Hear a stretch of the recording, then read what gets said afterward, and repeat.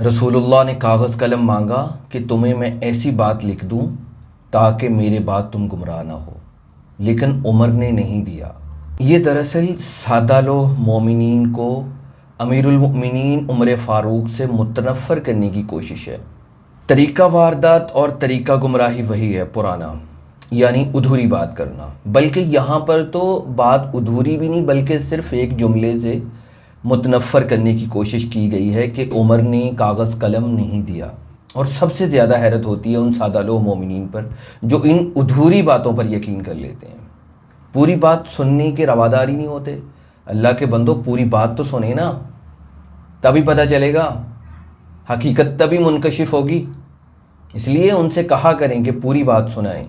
اور یہ جو بڑی بڑی کتابوں کے ڈھیر لگا کر خود کو علامہ اور علم و قابلیت کے آخری زینے پر بیٹھا ہوا بتلاتے ہیں، ان کو چاہیے نا کہ یہ سادہ لوح مومنین کو بتائیں۔ ان کو تو پتہ ہوتا ہے ہر پہلو کا، تو یہ کیوں نہیں بتاتے پوری باتیں؟ اس کا مطلب یہ کتابوں کے ڈھیر صرف دھوکے کے لیے رکھے ہوئے ہیں۔ ارے کن سے دیکھیں تو صحیح، آپ کن سے متنفر کرنے کی کوشش کر رہے ہیں سادہ لوح مومنین کو؟ اس عمر سے جس کی تعریف کافر مورخ تک کرتے ہیں۔ اگر عمر کو نکال دیا جاتا تو اسلام مکہ و مدینہ تک محدود ہو کے رہ جاتا، وہ بھی فتنوں سے لبالب۔ یہ جو اسلام پوری دنیا میں پھیلا ہے نا، عمر کی وجہ سے پھیلا ہے۔ خیر، یہاں پر موضوع امیر المؤمنین عمر فاروق نہیں ہے بلکہ واقعہ کرتاس ہے۔ تو واقعہ کرتاس میں جب رسول اللہ نے کاغذ قلم مانگا تو پہلا سوال یہ اٹھتا ہے، اور کون کون سے اصحاب موجود تھے؟ انہوں نے کاغذ قلم کیوں نہیں دیا؟ جیسا کہ امیر المؤمنین علی المرتضیٰ بھی وہاں موجود تھے، سیدہ فاطمہ رضی اللہ تعالی عنہا بھی موجود تھیں۔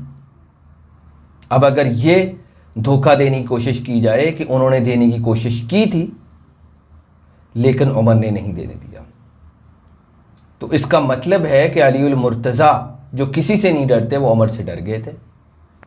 حالانکہ یہ ناممکنات میں سے ہے، کیونکہ امیر المؤمنین علی المرتضیٰ نے واشگاف الفاظ میں فرمایا کہ ایسا نہیں ہے کہ ابو بکر اور عمر اسلام کے خلاف کوئی بات کریں اور میں کچھ کہوں نہ۔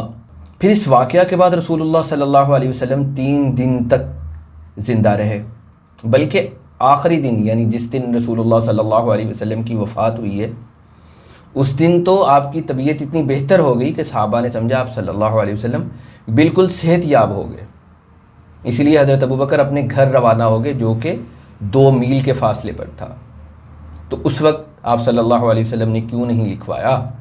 اس سے پتہ چلتا ہے نا کہ حقیقت کچھ اور ہے۔ پھر اس کے علاوہ ایک بڑی تعجب آمیز بات ہے کہ رسول اللہ صلی اللہ علیہ وسلم کے یہ فرمانے پر کہ کاغذ قلم لاؤ، صحابہ کا کہنا ہے کہ رسول اللہ ایسی باتیں کر رہے ہیں جو سمجھ نہیں آ رہی ہیں، تعدیباً عرض کر رہا ہے یہ حقیر، ورنہ تو آتا ہے کہ اس سے مراد بہکی باتیں ہیں، نعوذ باللہ۔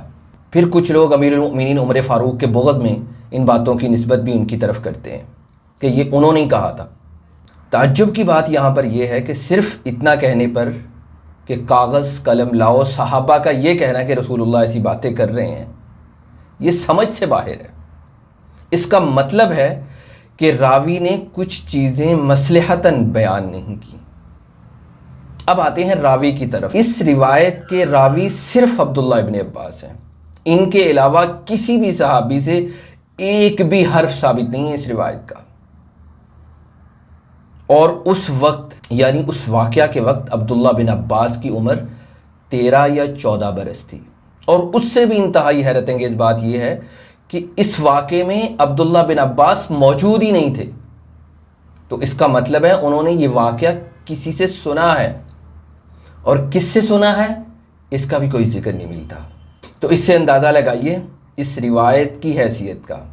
یہ موٹی موٹی باتیں ہیں، کوئی بھی تھوڑی بہت سمجھ والا اس کو آسانی کے ساتھ سمجھ سکتا ہے۔ اس سے پتہ چلتا ہے کہ بغض صحابہ میں بہت ساری باتوں میں خیانت کی جاتی ہے، باتیں پوری نہیں بتائی جاتی۔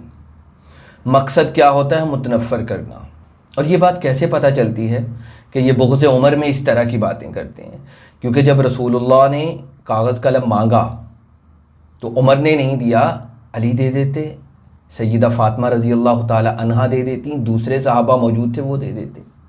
خلاصہ کلام یہی ہے کہ اس واقعے میں جو اصحاب موجود تھے ان میں سے کسی نے بھی اس واقعے کو روایت نہیں کیا، اور جنہوں نے روایت کیا ایک تو وہ 13 یا 14 برس کے تھے، اور دوسرا وہ اس وقت موقع پر موجود ہی نہیں تھے، اور عمر کے منع کرنے پر رسول اللہ صلی اللہ علیہ وسلم کا خاموشی اختیار کر لینا اور دوسرے صحابہ کا خاموش ہو جانا اس بات کا دندناتا ثبوت تھا کہ ہمیشہ کی طرح یہاں بھی امیر المؤمنین عمر فاروق کی فراست، دور اندیشی، پر وقت اور صحیح فیصلہ اسلام کے حق میں ہے، اور سب نے اس کو دل و جان سے تسلیم بھی کیا، ورنہ صحابہ تو صحابہ رسول اللہ صلی اللہ علیہ وسلم پر بھی یہ الزام آئے گا کہ وہ نعوذ باللہ عمر فاروق سے ڈر گئے تھے، حالانکہ نبی کریم صلی اللہ علیہ وسلم تو کفار مکہ، مشرکین مکہ کے سامنے ڈٹ کر کھڑے تھے، اکیلے بھی تھے، تو